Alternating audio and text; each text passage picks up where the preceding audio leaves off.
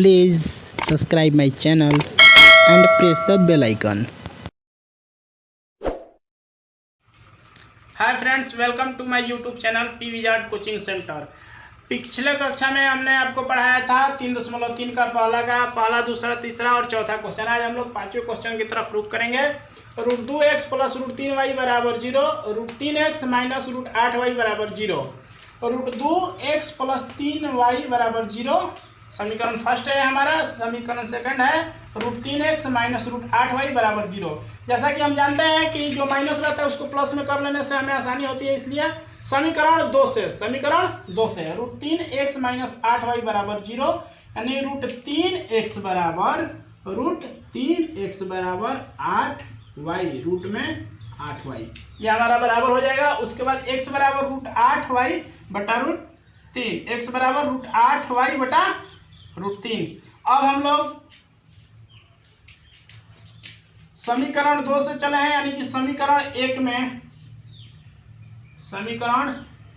में x का मान प्रतिस्थापित करेंगे। क्या करेंगे? प्रतिस्थापित करने पर समीकरण 1 है हमारा √2x प्लस √3y बराबर 0। √2 हो जाएगा बाहर। x का मान है दोस्तों √8 बटा √8y बटा √3 प्लस √3y बराबर 0।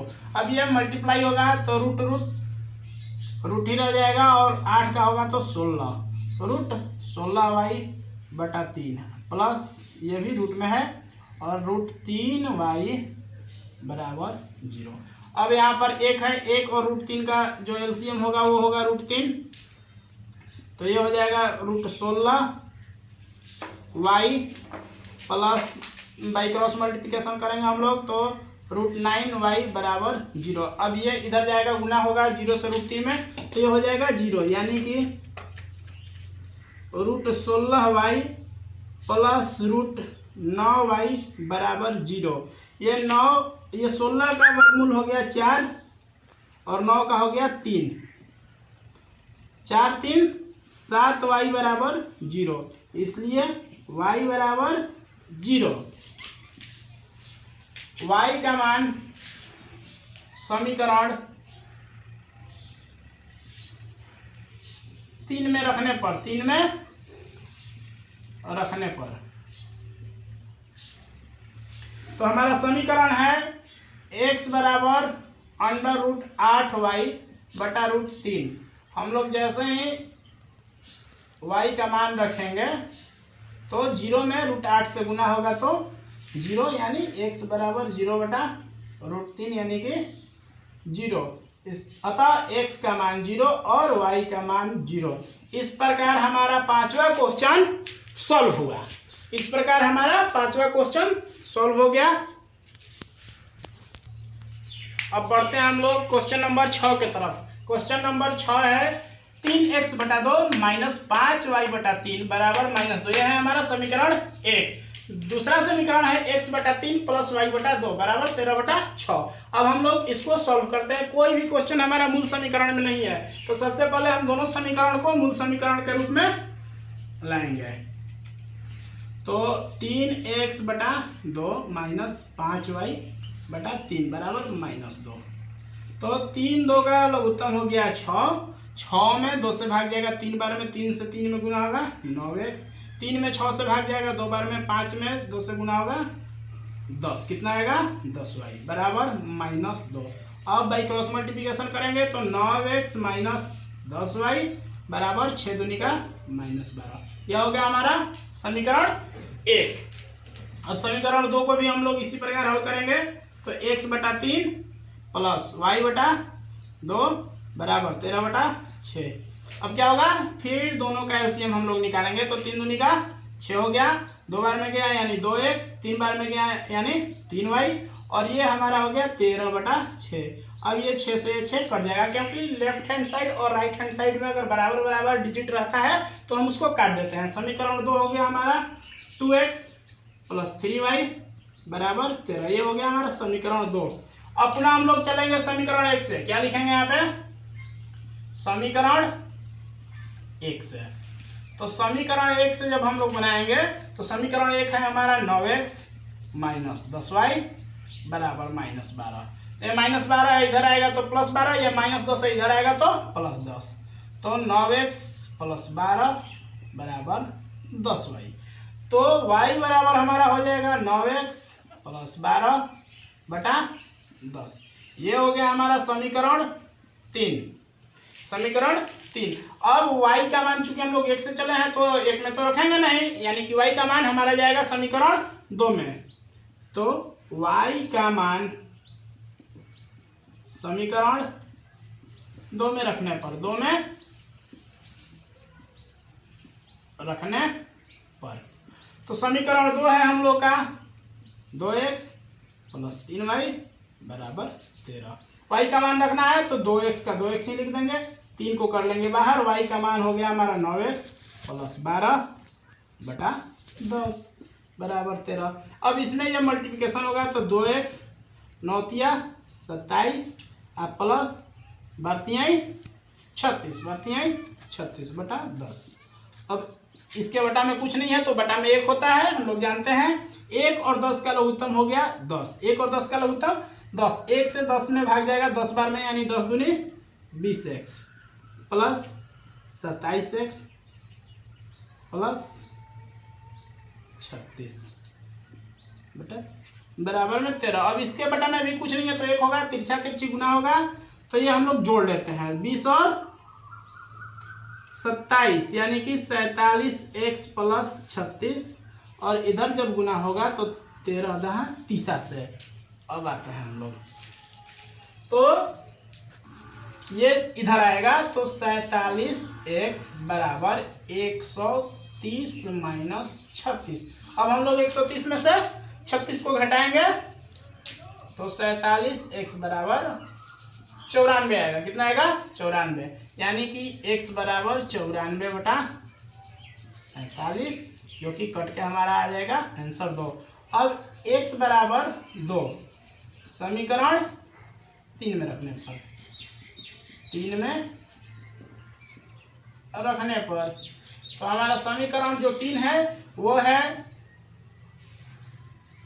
समीकरण 3 जो है वो है y बराबर 9x प्लस 12 बटा में 10। अब हम लोग रखेंगे तो 9 गुणा 2 प्लस 12, तो 9 दूनी 18, 18 और 12 30, 18 12 30 बटा 10, यानी कट के ये हो गया 3।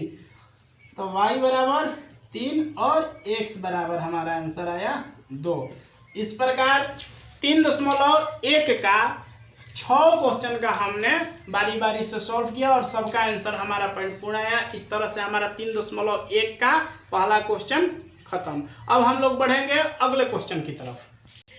तो हमारा अगला क्वेश्चन है, जो दूसरा क्वेश्चन है 3.2 का, कि 2x प्लस 3y बराबर 11 और 2x माइनस 4y बराबर माइनस 24 को हल कीजिए और इसमें m का वह मान ज्ञात करें जिसके लिए y बराबर mx प्लस 3 हो।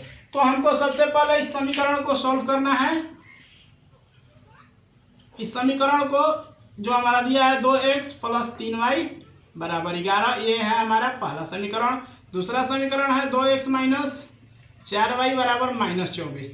इसको हल करके x और y का मान लाएंगे और उसके बाद इस समीकरण यानी कि y बराबर mx प्लस 3 में रखेंगे तो हमारा m का मान आ जाएगा। तो सबसे पहले हम इसको हल करते हैं। तो हम जानते हैं कि जो माइनस रहता है अगर हम उसको प्लस कर लेंगे तो हमारे लिए बहुत ही सुविधाजनक होगा। तो सबसे पहले हम यहाँ लिखेंगे समीकरण 2 से। समीकरण 2 है हमारा 2x माइनस 4y बराबर माइनस 24। ये माइनस 24 है, इधर आएगा तो ये प्लस 24 हो जाएगा। तो 2x प्लस 24 बराबर, ये माइनस है तो इधर आएगा तो ये भी प्लस हो जाएगा, यानी कि y बराबर 2x प्लस 24 बटा में 4। ये हो गया हमारा समीकरण 3। y का मान समीकरण 1 में प्रतिस्थापित करने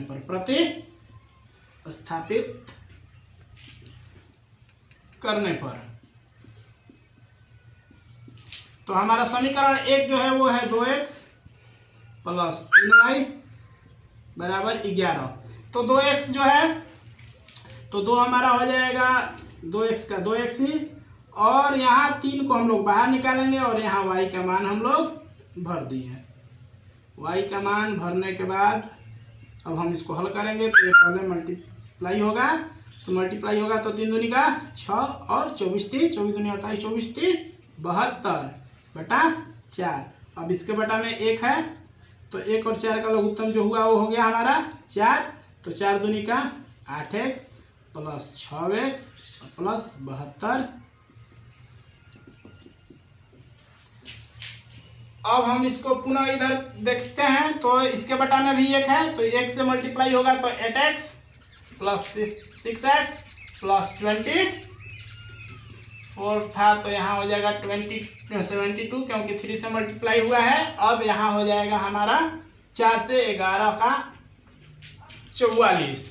अब हम लोग क्या करेंगे 8 और 6 14 जोड़ेंगे, 14x बराबर 44, ये प्लस में है तो इधर आएगा तो माइनस में हो जाएगा। अब हम लोग यहाँ पे घटाते हैं तो घटाएंगे तो हमारा चूंकि ये छोटा है, छोटा में से बड़ा जा रहा है, यानी कि सीधे तौर पे माइनस होगा। क्या होगा माइनस होगा। अब हम लोग घटाते हैं, 12 में से 4 गया तो हमारा 8 बचा, यहाँ बचा है 6 में से 4 गया तो बचा 2, यानी 14x बराबर -28, यानी x बराबर -28 बटा 14। ये कट के हो गया हमारा -2। तो -2 यानी कि x का मान समीकरण 3 में रखने पर तो हमने x का मान समीकरण 3 में रखा। हमारा समीकरण 3 है y बराबर 2x प्लस 24 बटा 4। तो हम लोग x का मान रखेंगे तो y बराबर 2 माइनस 2 प्लस 24 बटा 4। तो ये हमारा y बराबर हो गया -4 प्लस 24 बटा 4, ये हो जाएगा हमारा प्लस 20 बटा 4, ये कट के हो गया 5। तो x बराबर आया हम लोग का दोस्तों -2 और y बराबर आया 5। अब हम लोग इस समीकरण में डालेंगे y बराबर